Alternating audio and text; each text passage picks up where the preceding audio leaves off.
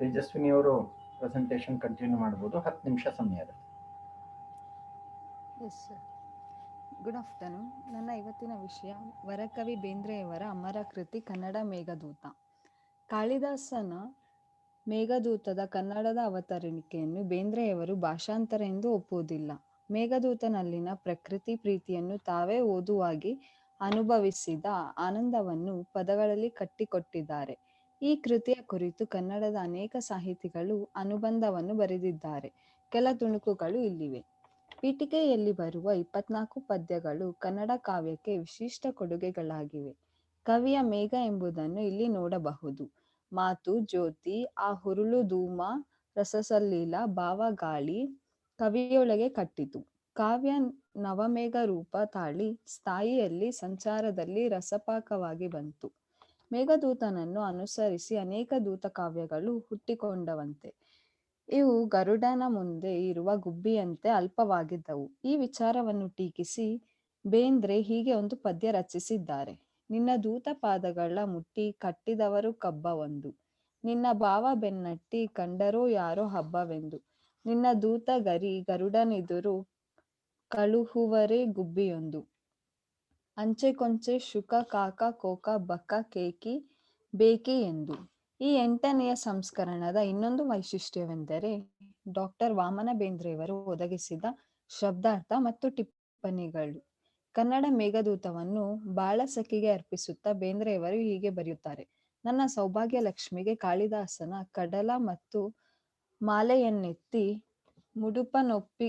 ಮುಡುಪನೊಪ್ಪಿದೆಯೆಂದು ಮುಕ್ತಳಾಗು ಓ ಯಕ್ಷಿ ಚೈತ್ಯಾಕ್ಷಿ ಚೆನ್ನೆ ಹೃದಯದ ಸಾಕ್ಷಿ ನನ್ನ ಕಲ್ಯಾಣಕ್ಕೆ ಯುಕ್ತಳಾಗು.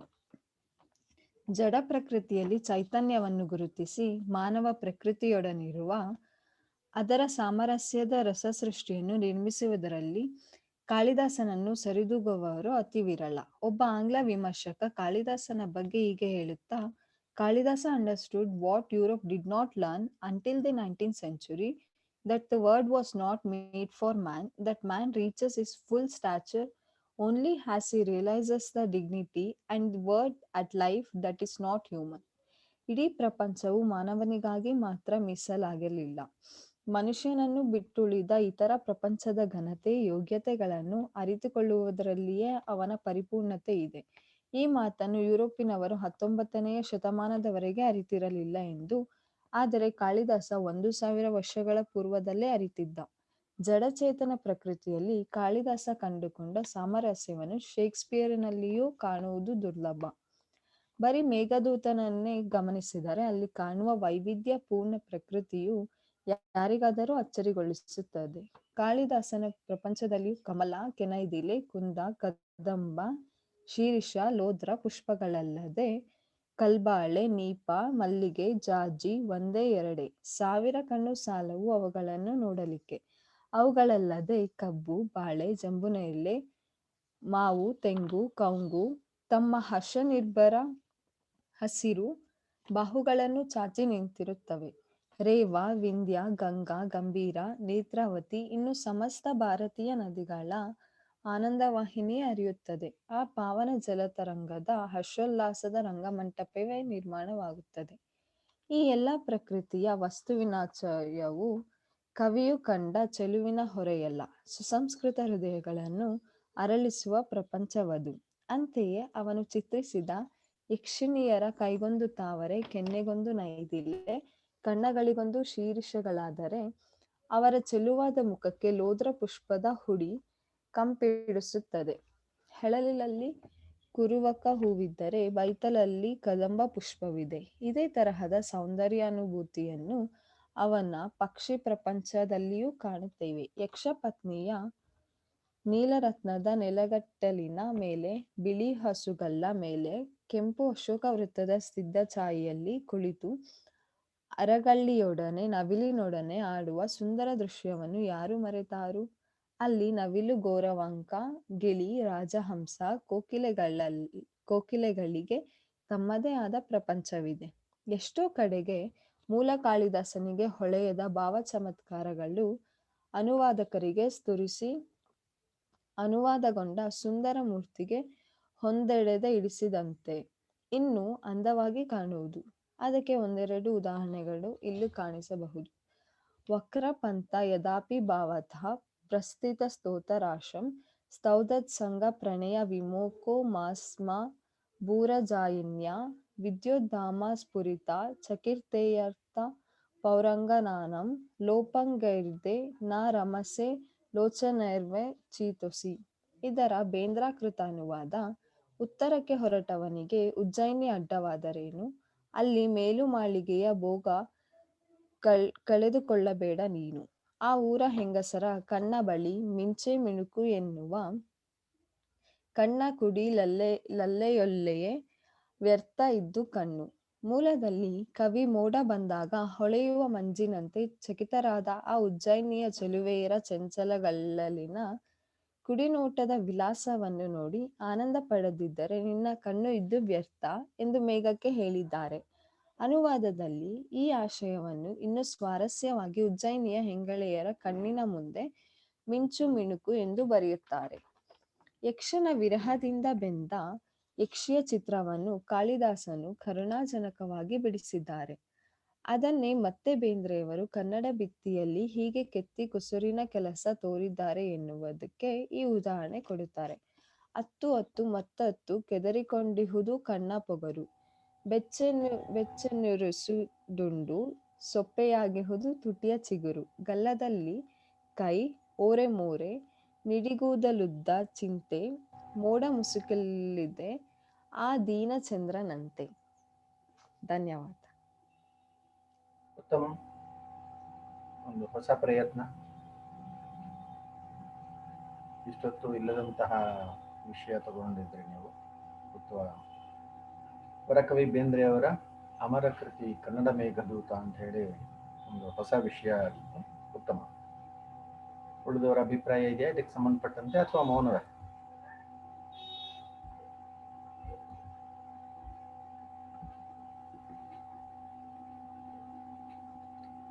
ಫೈನ್. ಮುಂದಿನ ಪ್ರೆಸೆಂಟೇಷನ್ ಬಿಂದು. ಬಿಂದು ಇದ್ದೀರಾ? ಸರಿ. ಬಿಂದು ಪ್ರೆಸೆಂಟೇಷನ್ ಇದೆ. Please continue. 10 minutes time.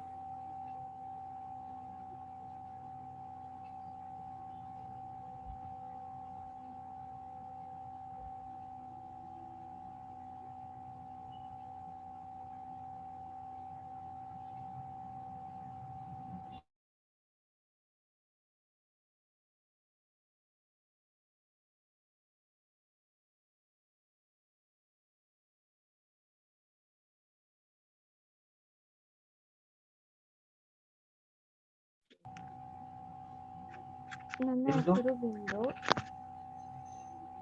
ಬಿಂದು ಇದ್ದೀರಾ? ಸರಿ. ಕಂಟಿನ್ಯೂ ಮಾಡಿ, ಮುಂದುವರಿಸಿ. 10 ನಿಮಿಷ ಸಮಯ. ಕಾಣ್ತಾ ಇದೆ ಅಂತ ಭಾವಿಸ್ತೇನೆ ನಿಮ್ಮ ಪ್ರೆಸೆಂಟೇಷನ್. ಸರ್, ಕಾಣಿಸ್ತಿದೆ. Please continue. ಕಾಳಿದಾಸನ ಬಗ್ಗೆ ಸ್ವಲ್ಪ ಕಿರುಪರಿಚಯ. ಸುಮಾರು 4ನೇ ಶತಮಾನದ ಸಾಂಸ್ಕೃತಿಕ ಸಾಹಿತ್ಯದಲ್ಲಿ ಕವಿ ಕುಲಗುರು ಎಂಬ ಪ್ರಶಸ್ತಿಗೆ ಪಾತ್ರನಾದ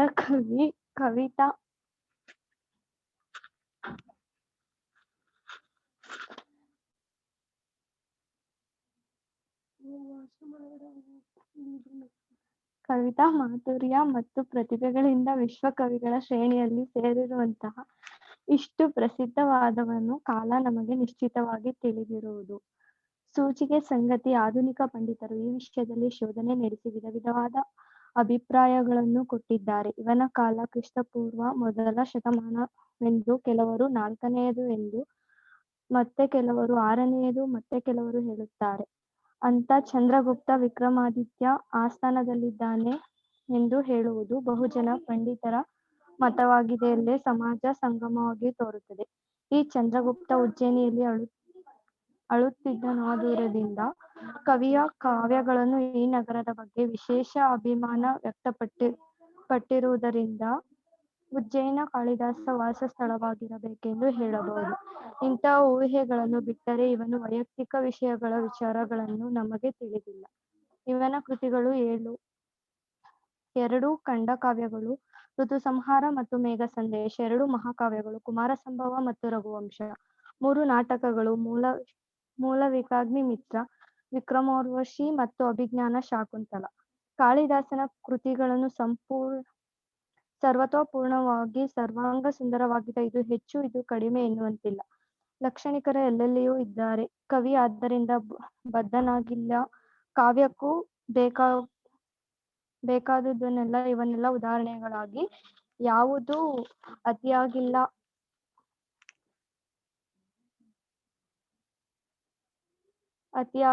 ವಸ್ತು ವಿನ್ಯಾಸ, ಪತ್ರ ಸೃಷ್ಟಿ, ತಕ್ಕ ಮಾತು, ತಕ್ಕ ಶಬ್ದಜಲ, ಎಲ್ಲದರಲ್ಲೂ ಪರಸ್ಪರ ಔಚಿತ್ಯ ತಾನೇನಾಗಿ ಎಂಥ ಅದ್ಭುತ ಪ್ರತಿಭಾಪೂರ್ಣರಾಗಿದ್ದಾರೆ.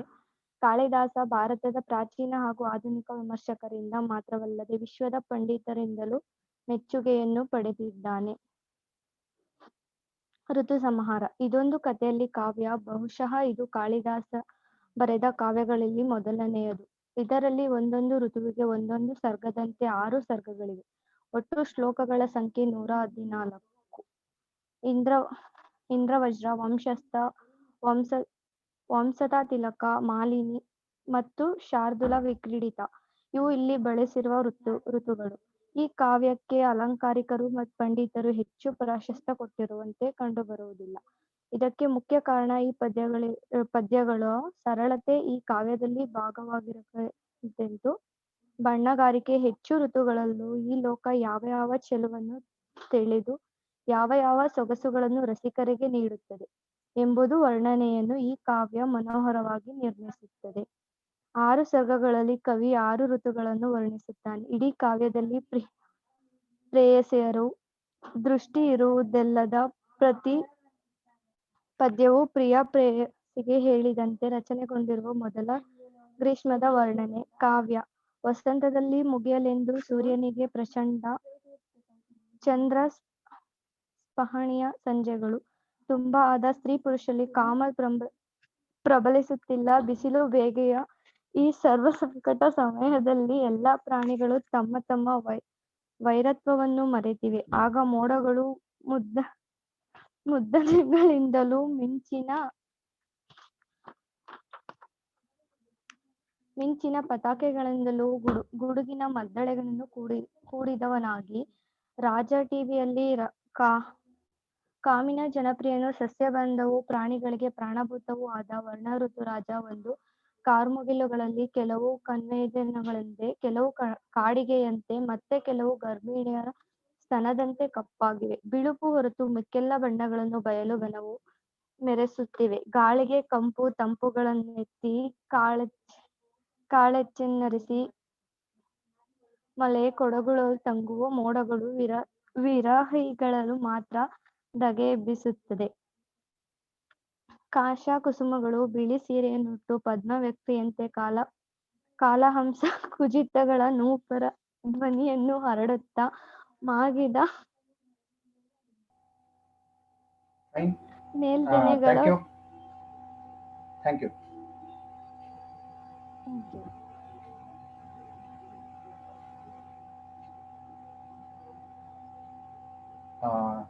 ಸ್ವಲ್ಪ ಇದು ಕ್ಲಾಸಲ್ಲಿ ಇರಬೇಕಾದಂತಹ ಡೀಸೆನ್ಸಿ ಮತ್ತು ಸೀರಿಯಸ್ನೆಸ್ ಬೇಕಾಗ್ತದೆ. ನನಗೆ ಗೊತ್ತಿಲ್ಲ ಅದು ಯಾಕೆ ಬಿಂದು ಅವರು ಅಷ್ಟೊಂದು ಕ್ಯಾಶುವಲ್ ಆಗಿ ತಗೊಳ್ತಾ ಇದ್ದಾರೆ ಅಂತ. I will take its very seriously. ಇದು ಆರಂಭದಲ್ಲಿ ಒಂದು ಸ್ವಲ್ಪ ನೋಡಿದೆ, ನೀವು ಆ ಕ್ಲಾಸ್ನ ಅಥವಾ ನಿಮ್ಮ ಪ್ರೆಸೆಂಟೇಷನ್ನ ಡೀಸೆನ್ಸಿ ಆಗಲಿ ಸೀರಿಯಸ್ನೆಸ್ ಆಗಲಿ ನಿಮಗೆ ಕಾಣ್ತಾ ಇಲ್ಲ. So I don't want to continue with this kind of negligence. ನಮಗೆ ಕ್ಲಾಸಲ್ಲಿ ನಿಮ್ಮ ಪ್ರೆಸೆಂಟೇಷನ್ಗೆ ಅವಕಾಶ ಇರುವಂಥ ಸಮಯವನ್ನು ನೀವು ಸರಿಯಾಗಿ ಬಳಸ್ಕೊಳ್ಬೇಕು. ಈ ಥರ ಹಲ್ಚಲ್ ಮಾಡ್ತಾ ಇದ್ರೆ ನಾನು ಇದನ್ನು ಸಹಿಸೋದಿಲ್ಲ ಯಾವತ್ತು. ಆರಂಭದಲ್ಲಿ ಸ್ವಲ್ಪ ಸಂಯಮದಿಂದ ತಾಳ್ಮೆಯಿಂದ ನೀವು ಸರಿ ಹೋಗ್ಬೋದು ಅಂತ ಕಾಯ್ತಾ ಇದ್ದೆ. ಮತ್ತು ಇಲ್ಲಿವರೆಗೂ ನೋಡ್ತಾ ಇದ್ದೇನೆ ನಿಮ್ಮ ವರ್ತನೆ ಅಥವಾ ನಿಮ್ಮ ಪ್ರೆಸೆಂಟೇಷನ್ನ ಸಮಯದಲ್ಲಿ ನೀವು ಅಲ್ಲಿ ತುಂಬ ಅಸಭ್ಯವಾಗಿ ನಿಮ್ಮ ಪ್ರೆಸೆಂಟೇಷನ್ ಇದೆ ಅಂತ ಭಾವಿಸ್ತಾ ಇದ್ದೇನೆ. ಅದರಿಂದ I will not continue with this kind of attitude from next classes with anybody. This is very clear. Fine, we'll go to the contents. Any other presentations pending? ಮತ್ತಾರಾದರೂ ನಿಮ್ಮ ಪ್ರೆಸೆಂಟೇಷನ್ ಮಾಡುವವರಿದ್ದೀರಾ? I will read out the people who have made the presentation so far. Bhavana, Aishwarya, Suprita, Vaishakha, Spoorthi, Sudhriti Rao, Varsha, Soujanya, Chaturesh, Dhanya, Bhagya M, Usha, Shweta, Rakshita, Yashaswini K, Rabika, Pratham Bhat, Jeevan, Krupa Phadke, Pooja, Priya H S, Sandhya, Tejaswini, Bindu. ಇಷ್ಟು ಜನರು ನಿಮ್ಮ presentations ಮಾಡಿದ್ದೀರಿ. ಇನ್ಯಾರಾದರೂ presentation ಇದ್ದರೆ ಈಗ ಮಾಡಲಿಕ್ಕೆ ಅವಕಾಶ ಇದೆ. ಮುಂದಿನ ಕ್ಲಾಸಲ್ಲಿಂದ ಪ್ರೆಸೆಂಟೇಷನ್ಸ್ ಇರುವುದಿಲ್ಲ. ಮತ್ತಾರಾದರೂ ನಿಮ್ಮ ಪ್ರೆಸೆಂಟೇಷನ್ ಮಾಡುವವರಿದ್ದೀರಾ?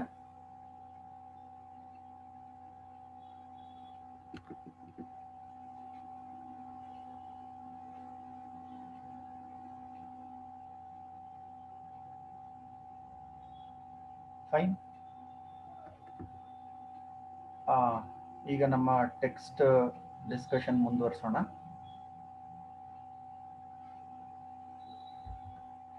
ಕಳೆದ ಕ್ಲಾಸಿನಲ್ಲಿ ಸುಮಾರು 40 ಶ್ಲೋಕದ ಚರ್ಚೆ ಆಗಿತ್ತು ಅಂತ ಭಾವಿಸ್ತೇನೆ. ಅದು ಮುಂದುವರಿದ ಭಾಗ.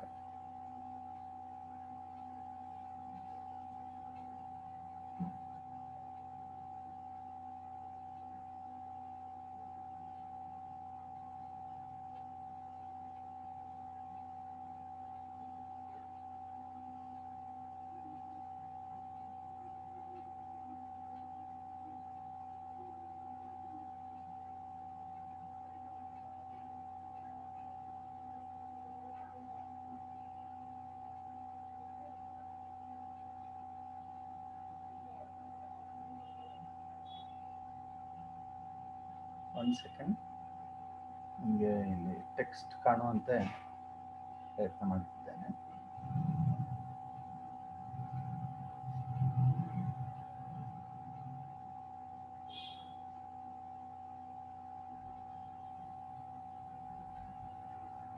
ಶ್ಲೋಕ ಸಂಖ್ಯಾ 41.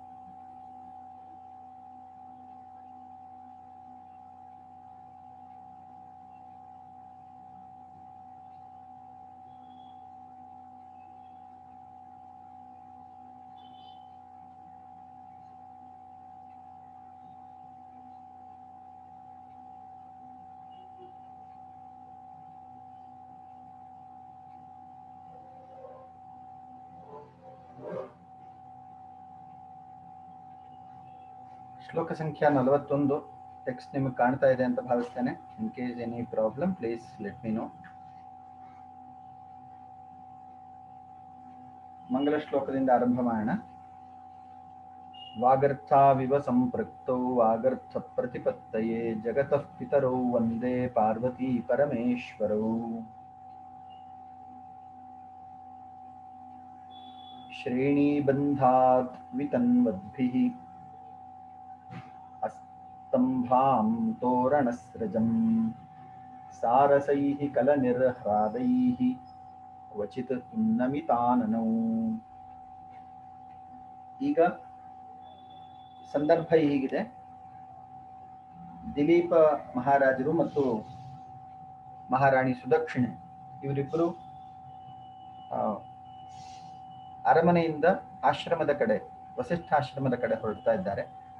ಆ ಹೊರಡುವಂತಹ ಸಂದರ್ಭದಲ್ಲಿ ಅವರ ಪ್ರಯಾಣದ ಅನುಭವವನ್ನ ಮಹಾಕವಿ ಕಾಳಿದಾಸ ಈ ರೀತಿಯಾಗಿ ಕಟ್ಟಿಕೊಡ್ತಾ ಇದ್ದಾನೆ. ಶ್ರೇಣೀಬಂಧಾನ್ ವಿತನ್ವದ್ಭಿಃ ಅಸ್ತಂಭಾಂ ತೋರಣಸ್ರಜಂ ಸಾರಸೈಃ ಕಲನಿರ್ಹ್ರಾದೈಃ ಕ್ವಚಿತ್ ಉನ್ನಮಿತಾನನೌ. ಕೆಲವೊಂದು ಹಕ್ಕಿಗಳು ಗುಂಪಾಗಿ ಹಾರಾಡುವುದನ್ನ ನಾವು ನೋಡಿರ್ತೇವೆ. ಉದಾಹರಣೆಗೆ ಗಿಳಿ ಮುಂತಾದಂತಹ ಪಕ್ಷಿಗಳು ಗುಂಪು ಗುಂಪಾಗಿ ಹಾರಾಡ್ತವೆ. ಕೆಲವೊಂದು ಹಕ್ಕಿಗಳು ಅಥವಾ ಪಕ್ಷಿಗಳು ಒಂಟಿಯಾಗಿ ಹಾರಾಡ್ತವೆ.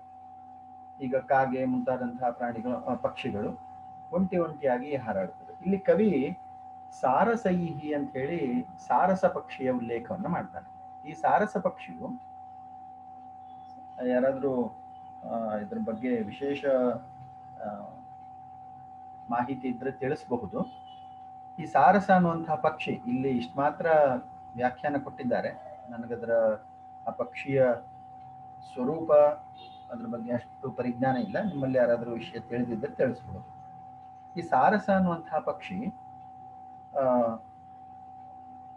ಅವುಗಳು ಹಾರಾಡ್ತಿರ್ಬೇಕಾದ್ರೆ, ಆಕಾಶದಲ್ಲಿ ಹಾರಾಡುವಂತಹ ಸಂದರ್ಭದಲ್ಲಿ ಒಂದು ಮಾಲೆಯ ಆಕಾರದಲ್ಲಿ, ಹೇಗೆ ತೋರಣ, ಬಾಗಿಲಿಗೆ ತೋರಣ ಕಟ್ಟಿದಾಗ ಅದು ಆಲ್ಮೋಸ್ಟ್ ಯು ಆಕಾರದಲ್ಲಿ ಇರ್ತದಲ್ಲ, ಅದೇ ಥರನೇ ಈ ಸಾರಸ ಪಕ್ಷಿಯು ಕೂಡ ಆ ಒಂದು ಯು ಆಕಾರದಲ್ಲಿ, ತೋರಣದ ಆಕಾರದಲ್ಲಿ ಹಾರಾಡ್ತಾ ಇರೋದನ್ನ ಇವರಿಬ್ರು ಗಮನಿಸ್ತಾರೆ.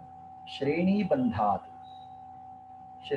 ಬಂಧಾತ್ ಈ ಒಂದು ಸಾಲಿನಲ್ಲಿ ಆ ತೋರಣ ಕಟ್ಟಿದಾಗ ಹೇಗೆ ಒಂದು ಯು ಆಕಾರದಲ್ಲಿ ನಮಗೆ ಚಿತ್ರಣ ಮೂಡಿ ಬರ್ತದೋ, ಅದೇ ರೀತಿ ಈ ಹಕ್ಕಿಗಳು ಕೂಡ ಆಕಾಶದಲ್ಲಿ ಒಂದು ತೋರಣದ ಹಾಗೆ ಸಂಚಾರ ಮಾಡ್ತಾ ಇದ್ವು. ಅಸ್ತಂಭಾಂ, ಸಾಮಾನ್ಯವಾಗಿ ತೋರಣ ಕಟ್ಟಲಿಕ್ಕೆ ಸ್ತಂಭ ಬೇಕಾಗ್ತದೆ, ಯಾವುದೋ ಒಂದು ಆಧಾರ ಬೇಕಾಗುತ್ತೆ. ಆದ್ರೆ ಈ ಹಕ್ಕಿಗಳ ಸಂಚಾರದಲ್ಲಿ ಈ ತೋರಣ ಸಹಜವಾಗಿಯೇ ಸೃಷ್ಟಿಯಾಗಿದೆ, ಅಲ್ಲಿ ಯಾವುದೇ ಸ್ತಂಭ ಇಲ್ಲ. ಅಸ್ತಂಭಾಂ ತೋರಣ ಸ್ರಜಂ. ಸ್ರಕ್ ಅಂದ್ರೆ ಮಾಲೆ ಅಂತ ಅರ್ಥ. ಸೊ ಈ ತೋರಣವು ಯಾವುದೇ ಸ್ತಂಭ ಇಲ್ಲದೆ ನಿಂತಿದೆ ಅಂತ ಹೇಳಿ ಕವಿ ವರ್ಣಿಸ್ತಾ ಇದ್ದಾರೆ. ಸಾರಸೈಹಿ ಕಲ ನಿರ್ಹ್ರಾದೈಹಿ, ಅವುಗಳ ಚಿಲಿಪಿಲಿ ಶಬ್ದ ಮತ್ತು ಮಧುರವಾದಂತಹ ಧ್ವನಿ ಇದನ್ನ ಕೇಳ್ತಾ, ಕ್ವಚಿತ್ ಉನ್ನಮಿತಾನನೋ, ಅವರು ರಾಜರಾಣಿಯರು, ಮಹಾರಾಣಿಯರು ಕೆಲವೊಂದು ಬಾರಿ ಆಕಾಶದಲ್ಲಿ ಈ ರೀತಿಯ ಸೋಜಿಗವನ್ನ, ವಿಸ್ಮಯವನ್ನ, ಸೌಂದರ್ಯವನ್ನ ಕಣ್ತುಂಬಿಕೊಳ್ತಾ ಇದ್ರು ಅಂತ ಹೇಳಿ ಈ ಶ್ಲೋಕದಲ್ಲಿ ಹೇಳ್ತಾ ಇದ್ದಾನೆ. ಇಲ್ಲಿ ಪ್ರಾಕೃತಿಕ ಸೌಂದರ್ಯವನ್ನ ವರ್ಣಿಸ್ತಾ ಇದ್ದಾನೆ. ಮಹಾಕಾವ್ಯದಲ್ಲಿ ಇರಬೇಕಾದಂತಹ ಕೆಲವೊಂದು ಗುಣಲಕ್ಷಣಗಳು, ಅದರಲ್ಲಿ ಇದು ಒಂದು ಪ್ರಾಕೃತಿಕ ಸೌಂದರ್ಯ ವರ್ಣನೆ ಇರಬೇಕು. ಇಲ್ಲಿ ಆ ಭಾಗ ಇದೆ. ಮತ್ತೊಮ್ಮೆ ಶ್ಲೋಕ ಓದ್ತೇನೆ ನೋಡಿ. ಶ್ರೇಣಿ ಬಂಧಾತ್ ವಿತನ್ವದ್ಭಿಃ ಅಸ್ತಂಭಾಂ ತೋರಣಸ್ರಜಂ ಸಾರಸೈಃ ಕಲ ನಿರ್ಹ್ರಾದೈಃ ಕ್ವಚಿತ್ ಉನ್ನಮಿತಾನನೌ. ಉನ್ನಮಿತ ಆನನೌ, ಆನನಂ ನಾಮ ಮುಖಂ. ಇವರು ಕೆಲವೊಂದು ಬಾರಿ ತಮ್ಮ ಮುಖವನ್ನ ಎತ್ತಿ ಆಕಾಶದ ಕಡೆ ನೋಡುತ್ತಾ, ಆಕಾಶದಲ್ಲಿ ಈ ರೀತಿಯ ಒಂದು ಸೌಂದರ್ಯವನ್ನ, ಪ್ರಾಕೃತಿಕ ಸೌಂದರ್ಯವನ್ನ ಅವರು ಕಣ್ತುಂಬಿಕೊಳ್ತಾ ಇದ್ರು ಅಂತ ಹೇಳಿ ಕವಿ ವರ್ಣಿಸ್ತಾ ಇದ್ದಾರೆ. ಮುಂದಿನ 42ನೇ ಶ್ಲೋಕ. ಪವನಸ್ಯಾನುಕೂಲತ್ವಾತ್ ಪ್ರಾರ್ಥನಾ ಸಿದ್ಧಿಶಂಸಿನಃ ರಜೋಭಿಃ ತುರಗೋತ್ಕೀರ್ಣೈಃ ಅಸ್ಪೃಷ್ಟಾಲಕವೇಷ್ಟನೋ. ಪವನಸ್ಯ ಆನುಕೂಲತ್ವಾತ್ ಪ್ರಾರ್ಥನಾ ಸಿದ್ಧಿಶಂಸಿನಃ. ಕೆಲವೊಂದು ಮೂಢನಂಬಿಕೆ ಅಂತ ಹೇಳ್ತಿರೋ ಅಥವಾ ಅದನ್ನ ನಮ್ಮ ವೈಯಕ್ತಿಕ ವಿಚಾರ ಅಂತ ಹೇಳ್ತಿರೋ ಅದು ನಿಮಗ್ ಬಿಟ್ಟದ್ದು. ಆದ್ರೆ ಕೆಲವೊಂದು ಸಂದರ್ಭದಲ್ಲಿ ನಾವು ಕೆಲವೊಂದು ಸೂಚಕಗಳನ್ನ, ಇದು ನಮಗೆ ಅನುಕೂಲ ಅಂತ ಹೇಳಿ ಭಾವಿಸ್ತೇವೆ. ಇಲ್ಲಿ ಕವಿ ಆ ರೀತಿಯ ಒಂದು ಸೂಚಕವನ್ನ ಇವರ ವಿಚಾರದಲ್ಲಿ ಹೇಳ್ತಾ ಇದ್ದಾನೆ. ಪವನಸ್ಯ ಆನುಕೂಲತ್ವಾತ್, ಯಾವ ದಿಕ್ಕಿನಲ್ಲಿ ನಾವು ಸಂಚಾರ ಮಾಡ್ತೇವೋ ಅದೇ ದಿಕ್ಕಿನಲ್ಲಿ ಗಾಳಿ ಬೀಸ್ತಾ ಇದ್ರೆ, ಇವರು ರಥದಲ್ಲಿ ಸಂಚಾರ ಮಾಡ್ತಾ ಇದ್ದಾರೆ, ವಿರುದ್ಧ ದಿಕ್ಕಿನಲ್ಲಿ ಗಾಳಿ ಬೀಸಿದ್ರೆ ಇವರ ವೇಗವೂ ಕಡಿಮೆ ಆಗ್ತದೆ ಮತ್ತು ಅದು ಅಪಶಕುನ ಅನ್ನುವಂತಹ ಒಂದು ಭಾವನೆಯು ಪ್ರಾಯಶಃ ಆ ಕಾಲದಲ್ಲಿತ್ತು ಅಂತ ಕಾಣ್ತದೆ. ಈಗ ಕೆಲವೊಂದೆಲ್ಲ ಶುಭ ಶಕುನ ಮತ್ತು ಅಪಶಕುನ ಅಂತ ಹೇಳಿ ಕೆಲವೊಂದು ಸಂದರ್ಭದಲ್ಲಿ ಭಾವಿಸಿಕೊಳ್ಳುವಂತಹ ಸಾಧ್ಯತೆ ಇರ್ತದೆ. ಇವರು ಈ ರೀತಿ ಪವನಸ್ಯ ಆನುಕೂಲತ್ವಾತ್ ಪ್ರಾರ್ಥನಾ ಸಿದ್ಧಿ ಶಂಸಿನ, ತಮ್ಮ ಮನೋಭಿಲಾಷೆ ಏನಿದೆ ಆ ಮನೋಭಿಲಾಷೆ ಪೂರ್ತಿ ಆಗುತ್ತೆ. ಯಾಕಂದ್ರೆ ನಾವು ಹೊರಡುವಂತಹ ಮಾರ್ಗದಲ್ಲಿ ಅಥವಾ ಹೊರಡುವಂತಹ ದಿಕ್ಕಿನ ಕಡೆಯೇ ಗಾಳಿ ಬೀಸ್ತಾ ಇದೆ. ಆದ್ದರಿಂದ ನಮ್ಮ ಮನಸ್ಸಿನ ಒಂದು ಆಸೆ ಏನಿದೆ ಅಥವಾ ಒಂದು ಆಕಾಂಕ್ಷೆ ಏನಿದೆ ಅಂಥ ಆಕಾಂಕ್ಷೆಯು ಪೂರ್ತಿ ಆಗತ್ತೆ, ಸಿದ್ಧಿಯನ್ನು ಪಡ್ಕೊಳ್ಳುತ್ತೆ ಅನ್ನುವಂತಹ ಭಾವನೆಯನ್ನು ಪಡೀತಾರೆ. ರಜೋಭಿ ತುರಗೋತ್ಕೀರ್ಣೈ ಅಸ್ಪೃಷ್ಟಾಲಕ ವೇಷ್ಟನೌ. ರಜೋಭಿ, ರಜಃ ಅಂದ್ರೆ ಧೂಳು. ರಜೋಭಿ ತುರಗ ಉತ್ಕೀರ್ಣೈ, ಮುಂದೆ ಕುದುರೆಗಳು ಓಡ್ತಾ ಇರಬೇಕಾದ್ರೆ ಆ ಕುದುರೆಗಳ ಗೊರಸಿನಿಂದ ಎದ್ದಂತಹ ಧೂಳು ಸಾಮಾನ್ಯವಾಗಿ ಅದು ಗಾಳಿ ಯಾವ ದಿಕ್ಕಿನಲ್ಲಿ ಬೀಸುತ್ತೋ ಅದನ್ನ ಅವಲಂಬಿಸಿ ಆ ಧೂಳು ತನ್ನ ಏನು ಅದು ಎಲ್ಲಿಗೆ ಹೋಗುತ್ತೆ ಅನ್ನೋದು ನಿರ್ಣಯ ಆಗುತ್ತೆ. ಉದಾಹರಣೆಗೆ ಅದು ವಿರುದ್ಧ ದಿಕ್ಕಿನಲ್ಲಿ ಬೀಸ್ತಾ ಇದ್ರೆ ಆ ಕುದುರೆಯ ಧೂಳು ಹಿಂದೆ ರಥದಲ್ಲಿ ಕುಳಿತಂತಹ ಮಹಾರಾಜ ಮಹಾರಾಣಿಯರಿಗೆ ಅದರ ಆ ಧೂಳು ಬೀಳುವಂತಹ ಸಾಧ್ಯತೆ ಇರುತ್ತೆ. ಆದ್ರೆ ಇವರು ಹೋಗುವಂತಹ ದಿಕ್ಕಿನಲ್ಲಿಯೇ ಗಾಳಿ ಬೀಸಿದ್ರೆ ಆ ಗೊರಸಿನಿಂದ ಎದ್ದಂತಹ ಧೂಳು ಇವರಿಗೆ ಬೀಳೋದಿಲ್ಲ. ಇಲ್ಲಿ ಕವಿ ಆ ರೀತಿಯ ಒಂದು ಸಂದರ್ಭವನ್ನ ಹೇಳ್ತಾ ಇದ್ದಾನೆ. ರಜೋಭಿ ತುರಗ ಉತ್ಕೀರ್ಣೈ, ತುರಗ ಕುದುರೆ, ತುರಗ ಉತ್ಕೀರ್ಣೈ, ಆ ಕುದುರೆಯ ಗೊರಸಿನಿಂದ ಎದ್ದಂತಹ ಧೂಳು ಅಸ್ಪೃಷ್ಟ ಆಲಕ ವೇಷ್ಟನು, ಅಸ್ಪೃಷ್ಟಂ, ಅದು ಇವರಿಗೆ ತಾಗ್ತಾ ಇರಲಿಲ್ಲ. ಆದ್ದರಿಂದ ಇವರು ಗಾಳಿ ತನಗೆ ಅನುಕೂಲವಾಗಿರೋದ್ರಿಂದ ತಾನು ನೆನೆಸಿಕೊಂಡಂತಹ ಕೆಲಸ ಸಿದ್ಧಿಸುತ್ತೆ ಅಂತೇಳಿ ಇಲ್ಲಿ ಇವರ ಭಾವನೆಯೂ ಕೂಡ ಆಗಿದೆ. ಮತ್ತೊಮ್ಮೆ ಶ್ಲೋಕ ಓದ್ತೇನೆ. ಪವನಸ್ಯ ಆನುಕೂಲತ್ವಾತ್ ಪ್ರಾರ್ಥನಾ ಸಿದ್ಧಿ ಶಂಸಿನಃ ರಜೋಭಿ ತುರಗೋತ್ಕೀರ್ಣೈ ಅಸ್ಪೃಷ್ಟಾಲಕ ವೇಷ್ಟನೌ. ಮುಂದಿನ 43ನೇ ಶ್ಲೋಕ.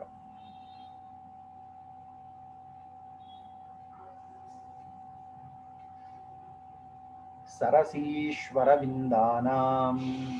ವೀಚಿ ವಿಕ್ಷೋಭ ಶೀತಲಂ ಆಮೋದಂ ಉಪಜಿಘ್ರಂತೌ ಸ್ವನಿಃ ಶ್ವಾಸಾನುಕಾರಿಣಂ. ಸರಸೀಷು ಅರವಿಂದಾನಾಂ ವೀಚಿ ವಿಕ್ಷೋಭ ಶೀತಲಂ ಆಮೋದಂ ಉಪಜಿಘ್ರಂತೌ ಸ್ವನಿಃ ಶ್ವಾಸಾನುಕಾರಿಣಂ. ಇಲ್ಲಿ ಕವಿ ಒಂದು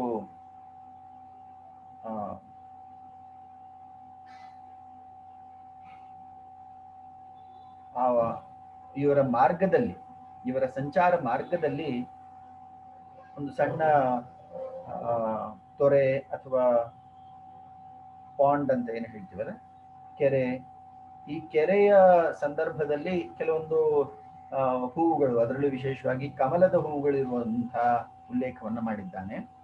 ಸರಸೀಷು ಅರವಿಂದಾನಾಂ, ಅರವಿಂದ ಅಂದ್ರೆ ಕಮಲ,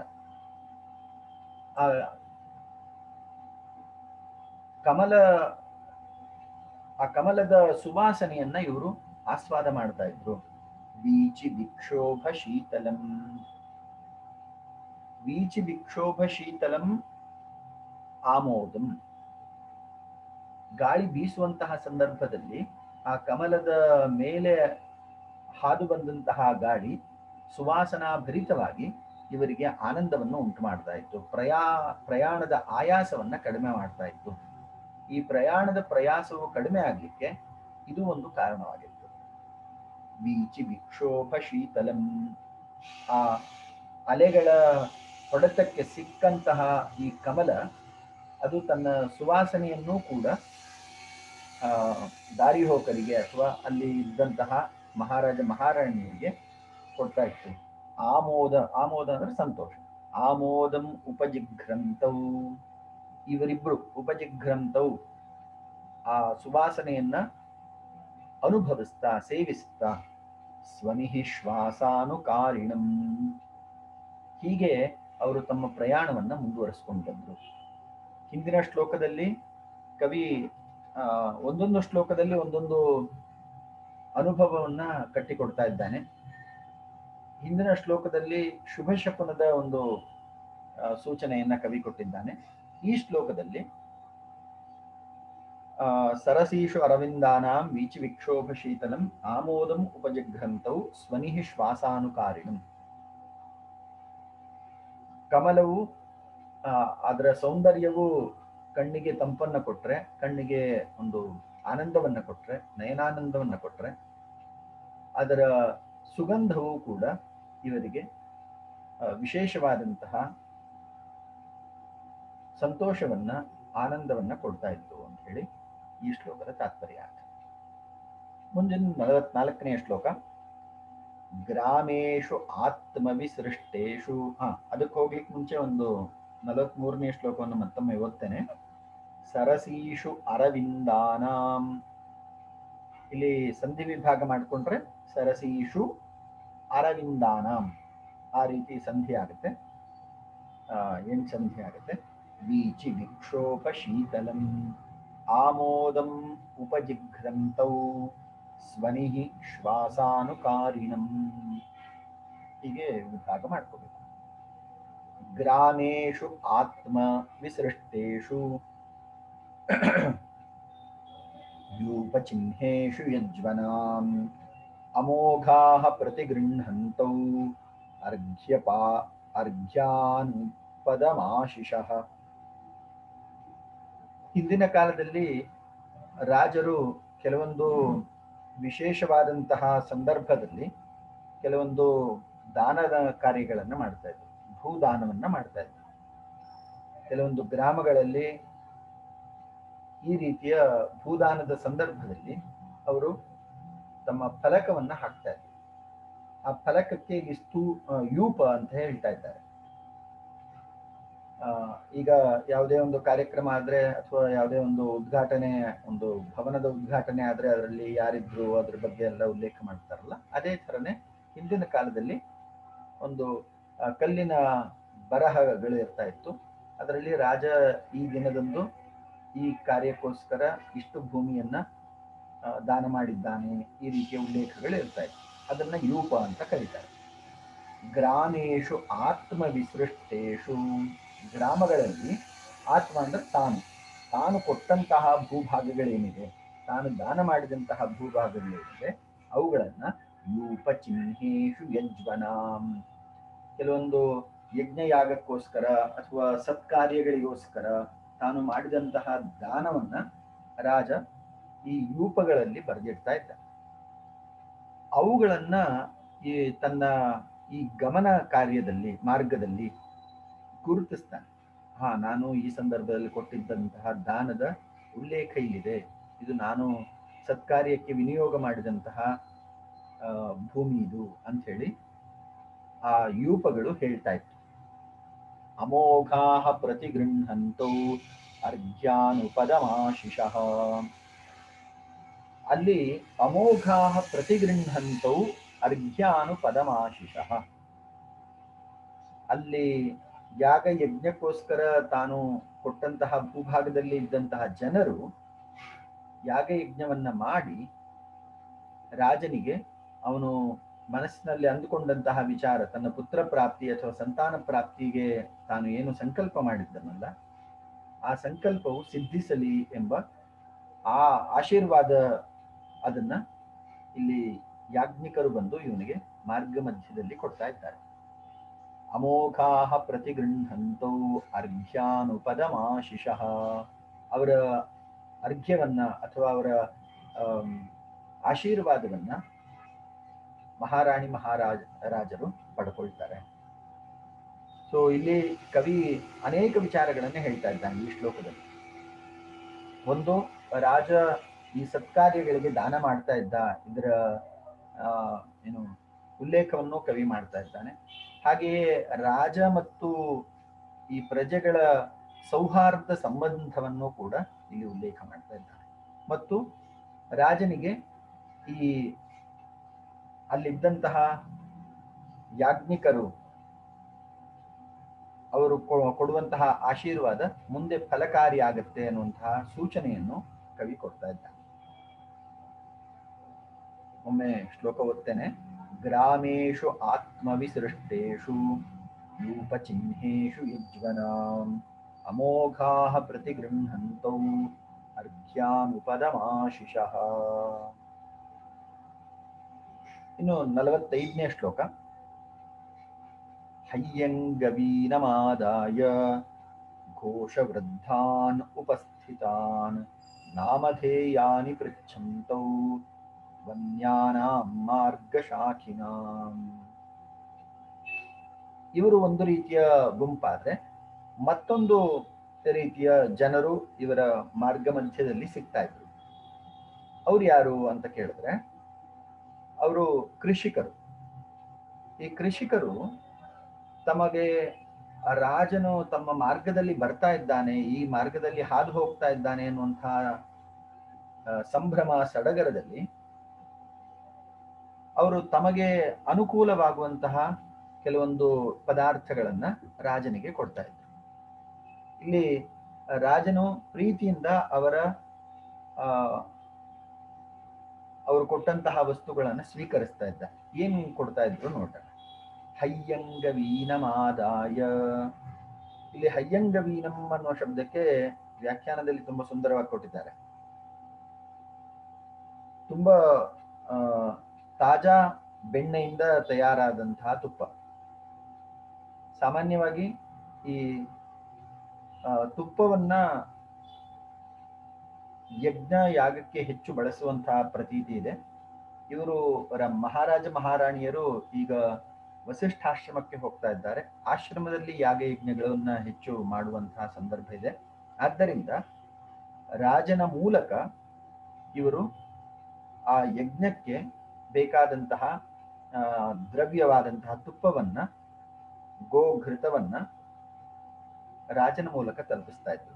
ಹಯ್ಯಂಗವೀನಮಾದಾಯ ಘೋಷವೃದ್ಧಾನ್ ಉಪಸ್ಥಿತಾನ್. ಘೋಷವೃದ್ಧಾನ್ ಅಲ್ಲಿರುವಂತಹ ಹಿರಿಯರನ್ನ, ರಾಜನ ಮಾರ್ಗದಲ್ಲಿ ಹಳ್ಳಿಯಲ್ಲಿ ಇರುವಂತಹ ಹಿರಿಯರನ್ನ ರಾಜ ತುಂಬಾ ಪ್ರೀತಿಯಿಂದ ಮಾತಾಡಿಸ್ತಾ ಇದ್ದ. ಘೋಷವೃದ್ಧಾನ್ ಉಪಸ್ಥಿತಾನ್ ನಾಮಧೇಯಾನಿ ಪೃಚ್ಛಂತೌ. ಅಲ್ಲಿ ಹಿರಿಯರು ಇವರೆಲ್ಲ ಹೆಸರೇನು? ಸಾಮಾನ್ಯವಾಗಿ ಹೆಸರನ್ನ ಕೇಳಿದಾಗ ನಮ್ಗೆ ಆತ್ಮೀಯತೆ ಬೆಳೆಯುತ್ತೆ. ಸೊ ರಾಜನಾದಂಥವನು ಅಲ್ಲಿನ ಹಿರಿಯರ ವಿಶ್ವಾಸವನ್ನ, ಪ್ರೀತಿಯನ್ನ ಗಳಿಸ್ತಾ ಇದ್ದ ಮತ್ತು ಅವರೊಂದಿಗೆ ಸೌಹಾರ್ದಯುತವಾಗಿ ಸಂಭಾಷಣೆಯನ್ನು ಮಾಡ್ತಾ ಇದ್ದ. ನಾಮಧೇಯಾನಿ ಪೃಚ್ಛಂತೌ, ಅವರ ಹೆಸರನ್ನ ಕೇಳಿ ತಿಳ್ಕೊಳ್ತಾ ಇದ್ದ. ವನ್ಯಾನಾಂ ಮಾರ್ಗಶಾಖಿನಾಂ, ಆ ಬೇರೆ ಬೇರೆ ಹಳ್ಳಿಯಲ್ಲಿರುವಂತಹ ತನ್ನ ಮಾರ್ಗ ಮಧ್ಯದಲ್ಲಿ ಸಿಗುವಂತಹ ಹಳ್ಳಿಗಳಲ್ಲಿ ಯಾರ್ಯಾರಿದ್ದಾರೋ ಅವರ ಪರಿಚಯವನ್ನ ಪಡ್ಕೊಳ್ತಾ ಇದ್ದ, ಅಲ್ಲಿನ ಹಿರಿಯರನ್ನ ಮಾತಾಡಿಸ್ತಾ ಇದ್ದ. ಸೊ ಈ ರೀತಿ ಮಹಾರಾಜನಾಗಿದ್ರೂ ಕೂಡ ಅವನು ಅತ್ಯಂತ ಸಾಮಾನ್ಯ ವ್ಯಕ್ತಿಯ ಜೊತೆಯೂ ಕೂಡ ಸೌಹಾರ್ದಯುತವಾಗಿ ಸಂಬಂಧವನ್ನ ಇಟ್ಕೊಳ್ಳಿಕ್ಕೆ ಪ್ರಯತ್ನ ಮಾಡ್ತಿದ್ದ.